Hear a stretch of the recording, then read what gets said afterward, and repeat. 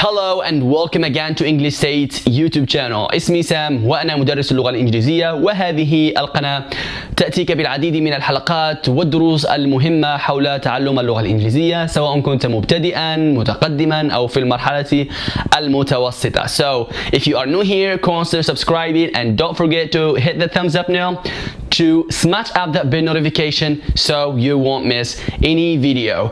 في هذه الحلقة سوف ندرس معكم modal verbs. So watch till the end because we have some exercises in the last of this video. And now let's go.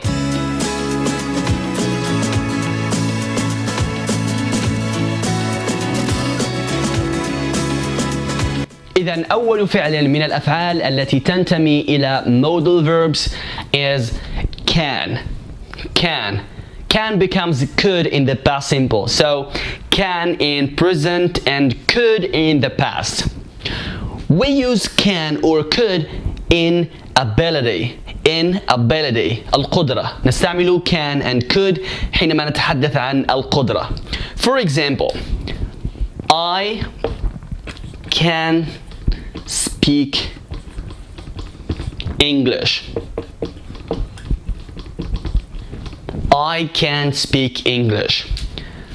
So I can speak English now. Ability. The second example, she can swim. She can swim. هي تستطيع أن تسبح. ملاحظة وهو أننا لا نصرف الفعل في present simple بحيث أننا نضيف مثلا s لswim لأنها أتت بعد she. لماذا؟ لأن هذه الأفعال التي تأتي بعد modal verbs لا تصرف.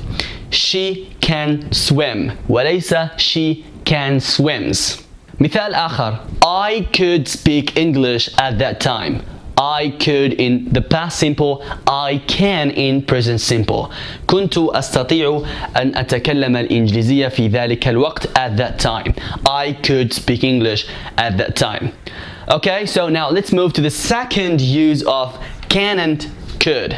الاستعمال الثاني ل can and could is possibility. Possibility تعني الإمكانية. Possibility. Okay, so now let's give an example. I can get very cold in here tonight. I can get very cold in here tonight وتعني بإمكاني أن أصاب بالبرد هنا هذه الليلة. I can get very cold in here tonight. The second example of possibility, a lot of crimes could be prevented. A lot of crimes, العديد من الجرائم كان بالإمكان أن تمنع. Could be prevented. Could in the past simple. الاستعمال الثالث لكان وcould هو حينما نكون بإزاء الاستئذان. Permission. For example, can we come in? Can we come in? Can we come in? هل يمكننا الدخول? Can I come in? هل يمكنني الدخول؟ الاستعمال الرابع لكان and could هو حينما نكون بإزاء الطلب. Request. For example, can you pass me the dictionary? Can you pass me the dictionary? هل يمكنك أن تناولني القاموس? Can you pass me the dictionary? Or can you lend me some money? هل يمكنك أن تقرضني بعض المال? Can you lend me some money? والآن هيا بنا إلى فعل آخر من الأفعال التي تنتمي إلى modal verbs. إذن الفعل الثاني هو my يصبح في الماضي might.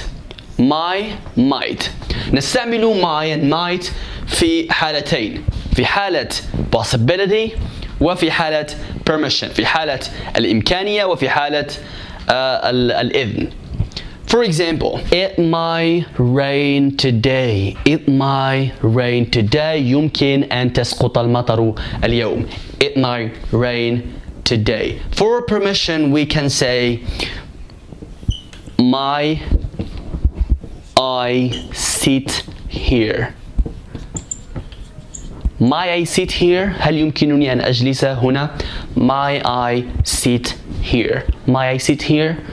Okay, so هذا ما يتعلق ب my and might. نستعملها أو نستعمل هذا الفعل في حالتين، في حالة الإمكان وفي حالة طلب الإذن. الكلمة الثالثة عبارة عن مركب have to. وهذا المركب يدل على الإلزام obligation. For example, I have to go. علي أن أذهب. I have to go. You have to stop smoking. عليك أن. دائما تأتي هذه العبارة بهذا المفهوم أو هذا التعبير، يأتي ليدل على يجب عليك أن. You have to. يجب علي أن. I have to. Okay? ولكن دائما تأكد من أن هناك فرق بين have التي يأتي بعدها الاسم وhave التي يأتي بعدها to. اوكي، لأن have to يأتي بعدها الفعل يدل على الإلزام، أما have التي يأتي بعدها الاسم فيدل على الملكية. For example, I have a car عبارة، و I have to go عبارة مختلفة.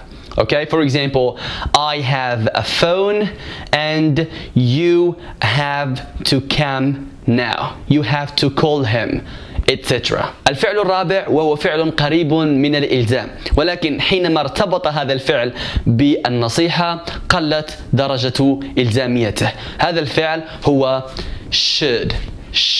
نستعمله في النصيحة advice. should. For example, you should sleep enough. عليك أو أنصحك بأن تنام بشكل كاف. You should sleep enough. Another example, you should see the doctor. Another example, you should eat vegetables, or she should eat vegetables. الفعل الخامس هو must. We use must in prohibition في المنع. For example, you mustn't tell her the truth. لا يجب عليك أن تخبرها الحقيقة. You see here we have negative. You mustn't. الاستعمال الثاني ل must هو في obligation الإجبار، وفي هذه الحالة فإن must تشبه have to. And the example here, you must finish your homework. عليك أن تنتهي من تمارينك. You can say you must finish, or you have to finish. You must finish, or you have to finish. الاستعمال الثاني ل must هو في الاستنتاج deduction. نفترض أنك تخاطب شخصا ما عمل طوال اليوم، وأنت في نهاية الأمر تقول له you must be tired now.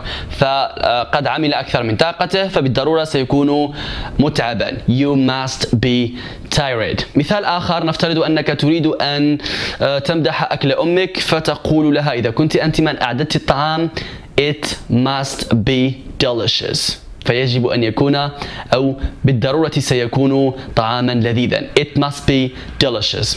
والآن هيا نمر إلى الأمثلة. إذا أردتم أن تفكروا في المثال فقط قوموا بتوقيف الفيديو، ثم بعد ذلك يمكنكم أن تتأكدوا من إجاباتكم.